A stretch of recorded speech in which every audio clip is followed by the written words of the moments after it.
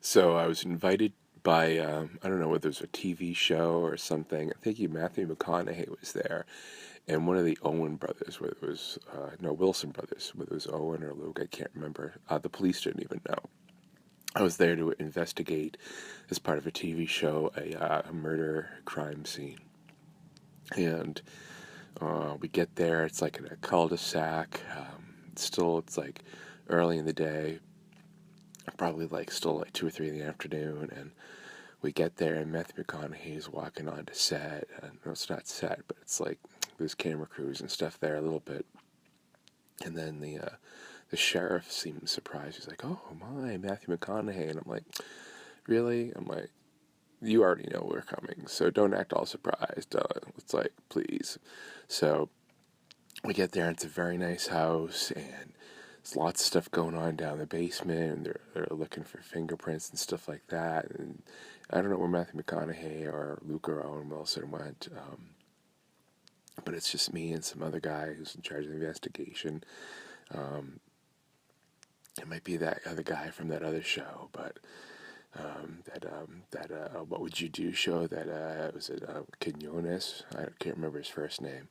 Um, so we're looking at stuff, and they're talking about what happened, what's going on with the family. It's kind of like you're inside one of those 48-hour murder mystery things, but it's like I'm actually right there, and they're asking me questions, and I don't know what's going on.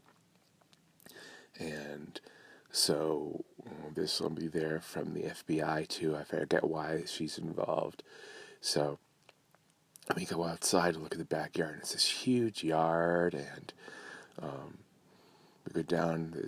I don't know whether it's a lake or whether it's a river, but there's a dock and stuff, and they share the dock with these other neighbors. But it's this huge party boat pulls up, and they've got it roped off, but they share it, so the people in the party boat have to get off, and it's like 20 or 30 people, and there's a lot of attractive guys too, and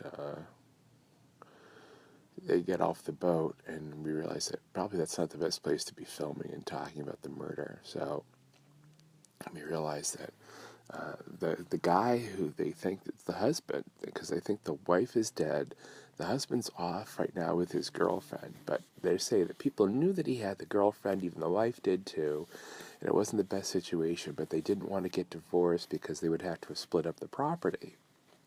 But they're thinking that maybe the wife had changed her mind about it, and that he was upset because he was going to lose this lavish lifestyle.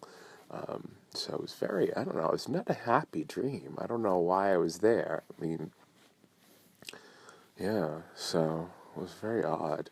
And I think we were leaving, and they said we had to leave because I forget. I think it was 5 o'clock, and they didn't want to pay me overtime, which I'm sure that's just something from work. But the other people were federal employees, so they had to stay there, and they were still collecting evidence. I don't know why they had me there while they were still collecting evidence. I think I was supposed to keep my hands in my pockets. I really don't know how that's supposed to help. Obviously, I don't know a lot about murder scenes. I'm not a forensic person, but apparently keeping your hands in your pockets makes it so you don't contaminate a crime scene, even though I was walking around.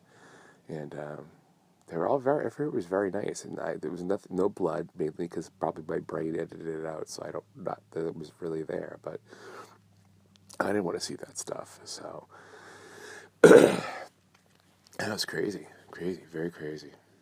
I hope they figure out, I think they think they're going to catch him. They're also worried that the girlfriend might be next, so fingers crossed that nothing bad happens.